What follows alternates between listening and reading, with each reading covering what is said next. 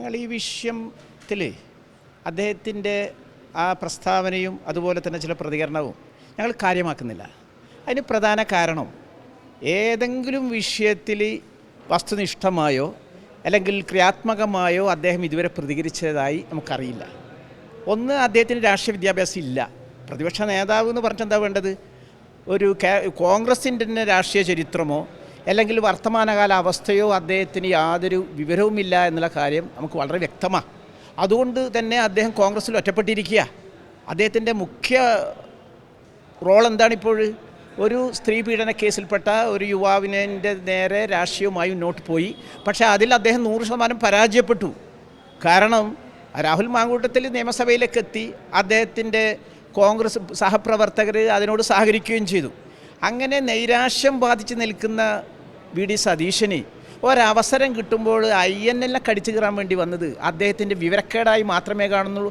ഞങ്ങൾ അതിനെ അവറ്റോടുകൂടി തള്ളുകയാണ്. കാരണം INL എന്താണ് എന്നുള്ളത് ഇവിടുത്തെ ജനങ്ങൾക്ക് നന്നായിട്ട് അറിയാം. 32 വർഷമായി ഞങ്ങൾ പ്രവർത്തിക്കുന്നത്. നേരത്തെ സൂചിപ്പിച്ചതുപോലെ 25 വർഷം ഞങ്ങളൊരു മുന്നണിയിലും ഉണ്ടായിരുന്നില്ല.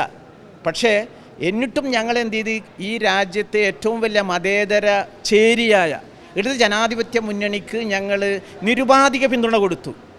അവിടെ തന്നെ മനസ്സിലാക്കാം ഈ പാർട്ടിൻ്റെ ആദർശനിഷ്ഠമായ നിലപാട് എന്താണെന്നുള്ളത്. അൺകണ്ടീഷണൽ സപ്പോർട്ട് ഞങ്ങളെ വന്യനായ നേതാവ് ഇബ്രാഹിം സുലൈമാൻ സേട്ട് എന്നും പറയുന്നതായിരുന്നു.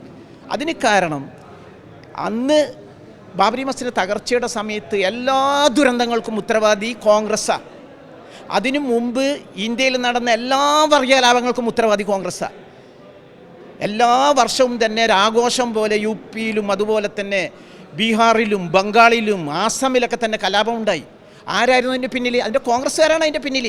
ഈ വി.ഡി. സതീശൻ്റെ ആൾക്കാരാണ്, യാതൊരു സംശയവുമില്ല. INL എന്ന് പൊടുന്നതിനെ എന്നാൽ ഞങ്ങളുടെ നിലപാടിനുള്ള ഉറച്ച നിലപാട് സതീശനെ പോലെയുള്ള അല്ലെങ്കിൽ മറ്റു കോൺഗ്രസ്സുകാരുടെയും മുസ്ലിം ലീഗിൻ്റെയും തത്വാധിഷ്ഠിതമല്ലാത്ത അല്ലെങ്കിൽ വളരെ എന്താണ് പറയേണ്ടത് അടിസ്ഥാനമില്ലാത്ത നിലപാടിനെ ഞങ്ങൾ എന്നും ശക്തമായി എതിർക്കുന്നുണ്ട്. അത് പാർട്ടിയുടെ നിലപാടാണ്. ആ പാർട്ടിയുടെ നിലപാട് അതേസമയം അവർ കൂടെ നടക്കുന്ന ഒക്കത്ത് വെച്ച് നടക്കുന്ന കുറച്ച് പാർട്ടികളുണ്ടല്ലോ, അവരുടെയൊക്കെ നിലപാടെന്താ ഒന്ന് ചോദിച്ചു നോക്കിയേ. ആരാണ് ഇപ്പോൾ കോൺഗ്രസിൻ്റെ അല്ലെങ്കിൽ UDFൻ്റെ അജണ്ട നിർണ്ണയിക്കുന്നത്? ആരാണ് മുസ്ലിം ലീഗിൻ്റെ അജണ്ട നിർണ്ണയിക്കുന്നത്?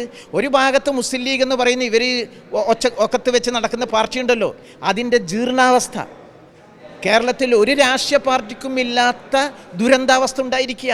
നേതാക്കന്മാരെല്ലാം തന്നെ കള്ളന്മാർ, അനുയായികൾ മുഴുവൻ തന്നെ കഞ്ചാവ് കേസിൽ, യുവാക്കൾ മുഴുവൻ തന്നെ ജയിലിൽ, അവർ ഭരിക്കുന്ന പഞ്ചായത്ത് മുഴുവൻ തന്നെ അഴിമതി. ഒരാളും ഒരു മാനിനെ കാണിച്ചു കൊണ്ട് കിട്ടാൻ പറ്റില്ല. ആ മുസ്ലിം ലീഗിനെ ഒക്കത്ത് പേറി നടക്കുന്ന സമയത്താണ് വളരെ മാന്യമായി ഇടതുപക്ഷത്തിൻ്റെ ഒരു ഘടകകക്ഷി എന്ന നിലക്ക് പ്രവർത്തിക്കുന്ന INL നേരെ തിരിഞ്ഞിരിക്കുന്നത്.